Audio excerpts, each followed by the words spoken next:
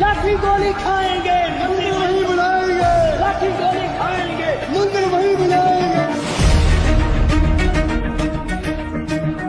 अगर ये बाबरी मस्जिद रहेगी तो हिंदुओं पर ये कलंक हमें अपनी गुलामी याद दिलाता रहेगा। ये गुलामी का चिन्ह है, इसे हम खत्म करेंगे।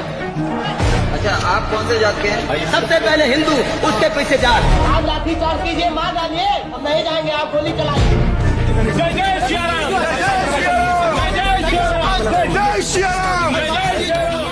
आवाज दूर दूर तक पूरे भाल पर चला रहे विजय का लाल लाल ये गुलाल, तुम ये सोच लो। रंग केसरी हो या मृदंग केसरी हो या केसरी हो, तुम ये सोच लो।